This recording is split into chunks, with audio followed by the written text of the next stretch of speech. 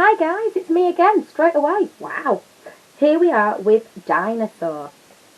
Sometimes the smallest things make the biggest changes in the lives of others.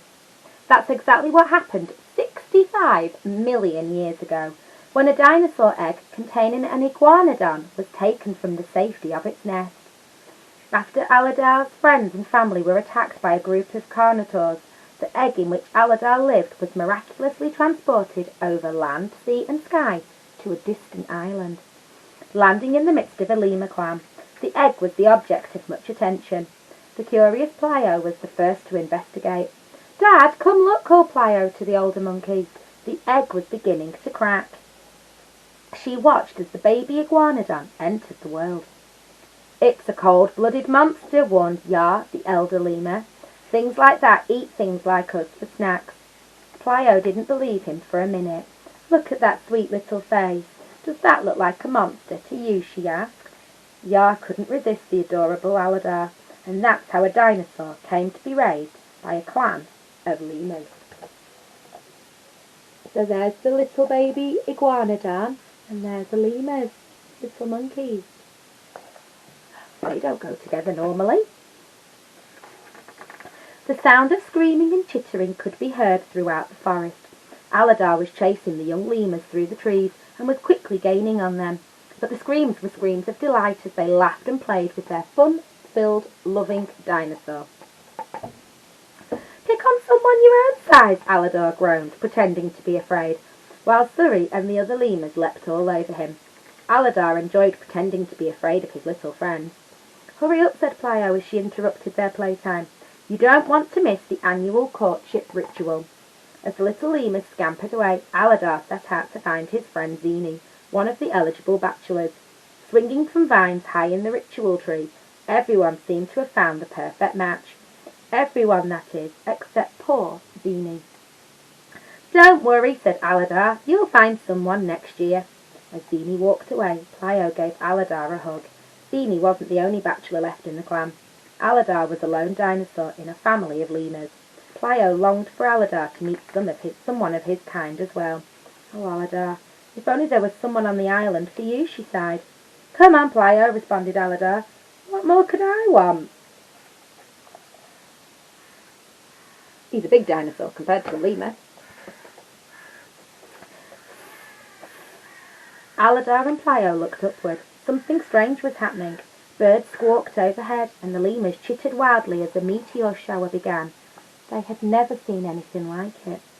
"Something's wrong," warned Yar, sniffing the air. The rumbling sounds were growing louder and louder. "Where's Suri?" Suri asked Plio, desperately looking around for her child. At that moment they saw a huge fireball hit the earth. The force of the impact was so great that it caused a tidal wave, which was rolling toward them faster and faster. "Run, Aladar, run!" Plio cried from Aladar's back as the dinosaur ran toward the trees to find her little Suri. Aladar ran as fast as he could, carrying his lemur family to safety. When they reached the cliff, they took a deep breath and jumped into the water below. Aladar and the lemurs swam to the surface and clung to each other until they were safely on dry land. Exhausted, they looked back. Their island had been destroyed. "Come on," Aladar said. "We can't stay here." So they began to move, uncertain about their destination, but knowing that they must find a new place to live. They didn't know what had happened, but they knew that things would never be the same. Look, it's like a volcano. They walked for miles and miles. Eventually they came across a herd of various dinosaurs who were on a journey of their own.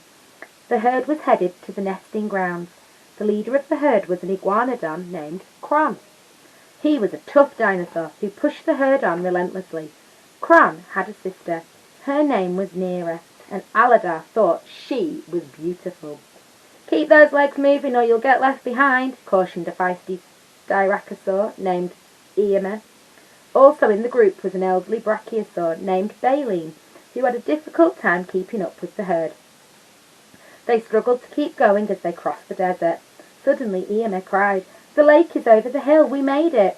But looking over the hill, they were shocked to see that the lake was dry. Fortunately, Aladar made a discovery. When Baleen pressed her humongous foot into the sand, water sprang up from underground. Aladar made sure that the younger dinosaurs got plenty of water to drink.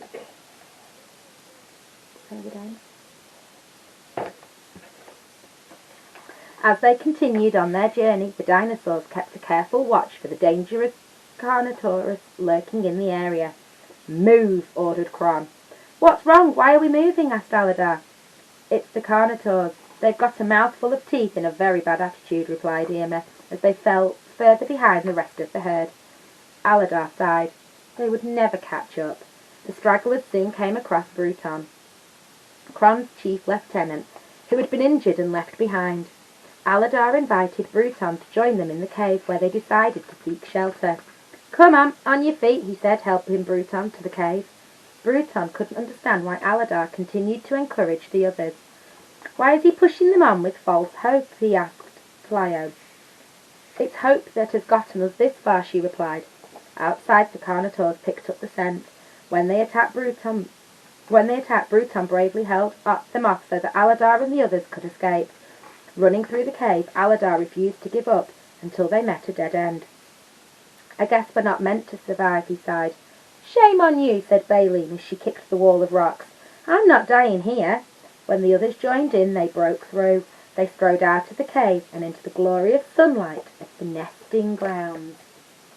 See, even when it feels hopeless, don't despair, there's always a way. And if you ask, you will always have help. Looking around, Aladar saw that the usual path to the nesting grounds was blocked. The only way in was through the cave they had just come from. Aladar retraced his steps and soon found the herd again. "The Carnotaurs are coming," he cried. "Follow me, there's a safer way to the nesting grounds." Kron, furious that his leadership might be questioned, attacked Aladar. Fortunately, Neera came to Aladar's rescue. Neera's faith in Aladar was enough for the rest of the herd, and they turned to follow him. Suddenly, however, they were face to face with a Carnotaur. Aladar stood his ground and the rest of the herd rallied behind him. Their attacker backed down. Then, without warning, the Carnotaur ran up the steep rocks to attack Kron. Aladar and Neera ran fearlessly at the Carnotaur. Their efforts proved valiant as they defeated the evil beast, even though they were unable to save Kron. They were safe now. The herd gladly followed Aladar to the nesting grounds.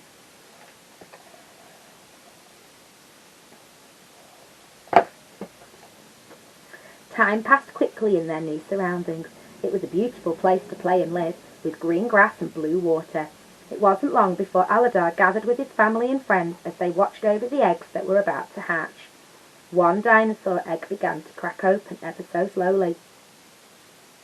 "Look, somebody wants to meet you," said Flyo. Their motherly lemur thought it was the sweetest little thing she had ever laid eyes on. "Let me get a good look," said Yar, picking up the little one. Yar remembered the day he and Flyo had first met Aladar. They had been through so much together, and life was good for them now. Aladar raised up and bellowed as loudly as he could, celebrating the new life and the love of his family and friends. Who would have predicted that such a small dinosaur egg could change the lives of so many and give them so much happiness? Sometimes the smallest things take up the most space in your heart. That would be you guys. Our next story, which is coming up in a minute, is Peter Pan. See you then.